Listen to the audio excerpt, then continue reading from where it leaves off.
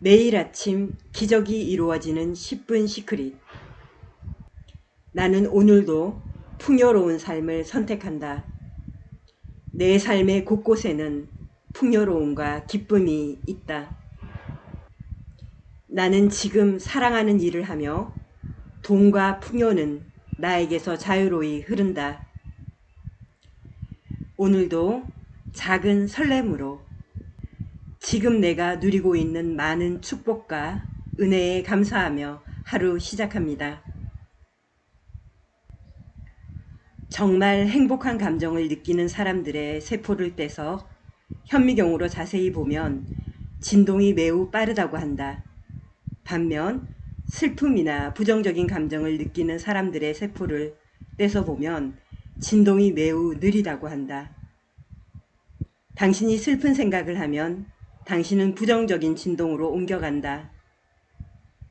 누군가가 경기가 얼마나 안 좋은지에 대해 말할 때 그 부정적인 것이 내 생각이 지배되도록 받아들이면 당신은 그 주파수로 옮겨가고 같은 진동인 부정적인 것을 더 끌어당기게 된다. 반대로 매우 즐겁고 좋은 무언가를 생각하면 긍정의 진동으로 옮겨갈 것이다. 멋진 진동 상태에 가능한 자주 길게 있는 것이 중요하다. 당신의 인생에 나타나는 결과들이 싫다면 자신의 진동을 바꾸어야 한다. 현재 당신의 마음속 스크린에 원하는 꿈을 이미지로 그려놓았다면 당신이 가진 모든 에너지는 그 이미지에 맞춰서 일제히 진동을 일으키며 공명한다.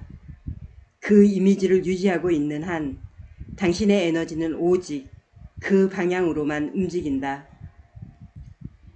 이 세상 만물은 진동한다. 가만히 멈춰 서 있는 것은 아무것도 없다. 그리고 진동이 같은 것끼리 만나게 되어 있다.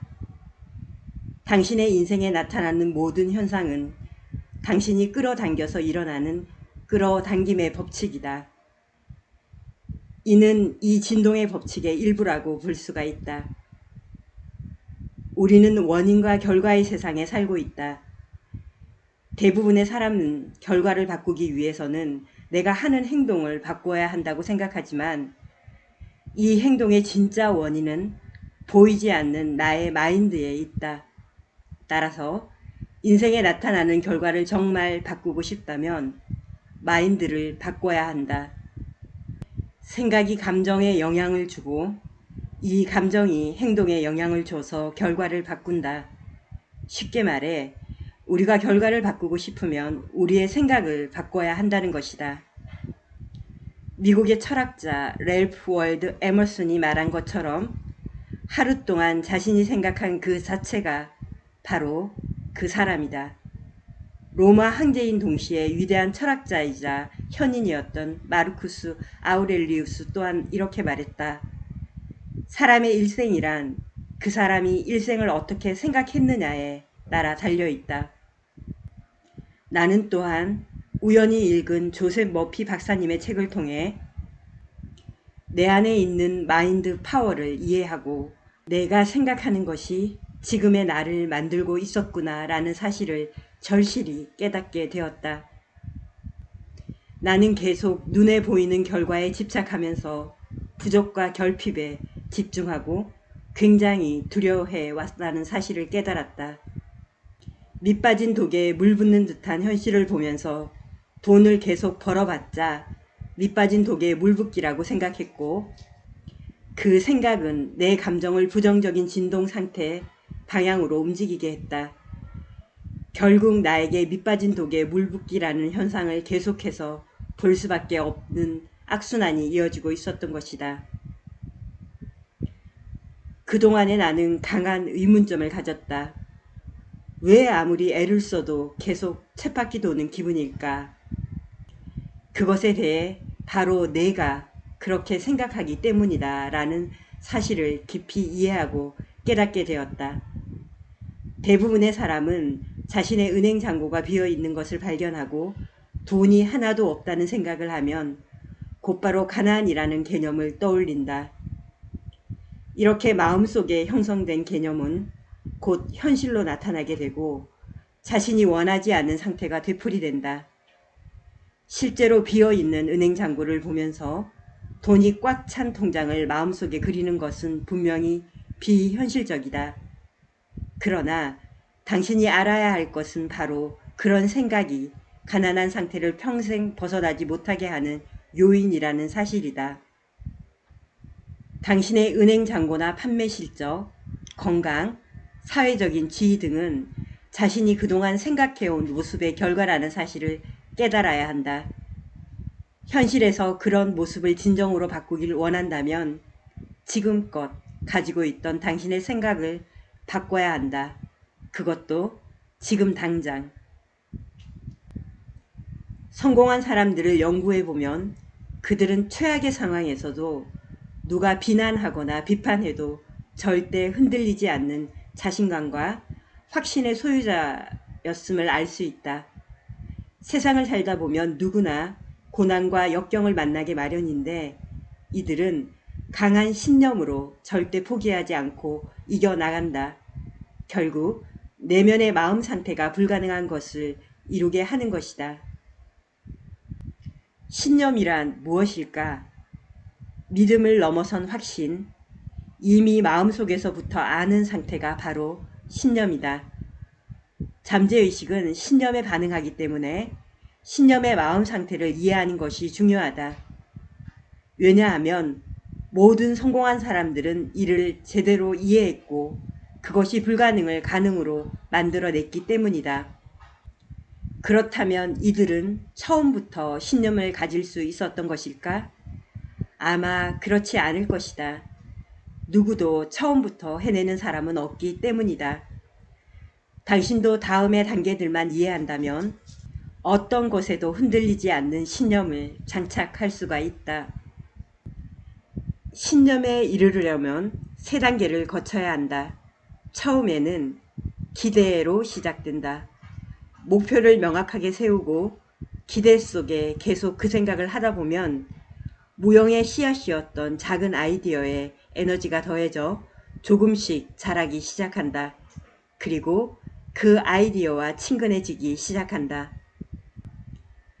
그러다가 어느 순간 믿음의 단계로 이동하면 그것과 관련된 기회들을 더 보게 되고 목표가 이루어지리라는 것을 믿기 시작한다. 그 믿음이 더 굳건해지면 확신을 가지게 되고 그렇게 되리라는 것을 아는 상태가 된다. 즉 신념의 상태다. 거짓이든 진실이든 거듭 되풀이해서 반복적으로 생각하면 결국엔 그 사람이 신념이 되는 것이다. 자신이 마음속 깊은 곳에서 그리는 그대로의 사람이 되어간다. 신념의 상태에서는 집착이 사라진다. 그것이 이루어질 것을 이미 마음속에 알고 있기 때문에 어떻게 하면 좋을까 고민하며 이것저것 신경 쓰거나 걱정하지 않게 된다. 반대의 경우를 예상하지 않고 의지의 힘을 억지로 사용하려고 하지 않는다. 아이들처럼 무작정 믿는 것이다. 부자들은 자신이 당연히 부자가 되리라는 것을 안다. 사업이 잘 안 되는 순간에도 매출이 계속 떨어지는 상황 속에서도 최종적으로 일이 잘 풀릴 것임을 고요하게 확신한다. 애쓰면서 잘 될 것이라고 생각하며 노력하지 않는다는 이야기다. 그 고요한 확신이 다시 그에게 풍요를 안겨주는 것이다.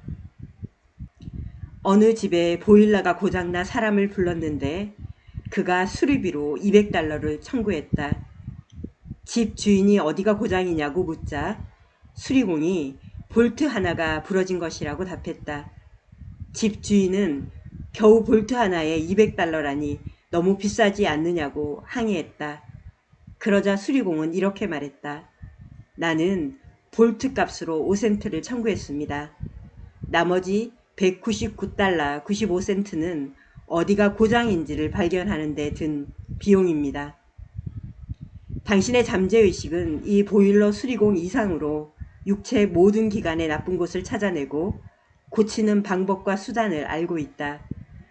어디가 어떻게 잘못됐는지 일일이 말할 필요도 없고 고치는 방법에 관해 이것저것 마음 쓸 필요도 없다. 이미 잠재의식이라는 최고의 숙련공을 데리고 있으니 최후의 결과를 확인하는 것으로 충분하다. 가장 중요한 것은 편안한 자세, 편안한 마음을 갖는 것이다. 숙련된 수리공이라고 일하는 도중에 집주인에게 이것저것 지시를 받거나 잔소리를 듣는다면 작업을 제대로 하기 힘들 것이다. 잠재의식 역시 마찬가지다. 세세한 일이나 수단을 걱정해야 하는 상황이면 제대로 활동할 수가 없다. 그러니 당신은 문제가 무엇이든지 결국 원만하게 끝날 것이라는 것을 미리 느끼면 된다. 즉, 잠재의식에 완전히 맡기라는 뜻이다. 지금 당신의 소망이 달성된 상태에 있다고 느끼고 마음을 편안하고 태평하게 지내라. 네, 오늘 10분 시크릿 조성희님의 더 플러스와 함께 했습니다.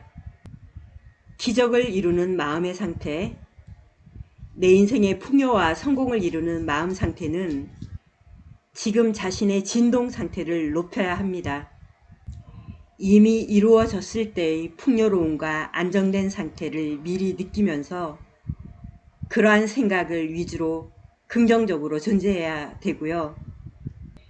이것을 이왕이면 자주 오랫동안 느끼는 것이 중요합니다. 사람은 자신이 자주 생각하고 자신이 자주 느끼는 대로 되는 것입니다. 오늘도 설렘과 기쁨, 높은 진동 주파수에서 머무는 하루, 의식적으로 머무는 하루 되시기 바랍니다. 고맙습니다. 사랑합니다. 축복합니다.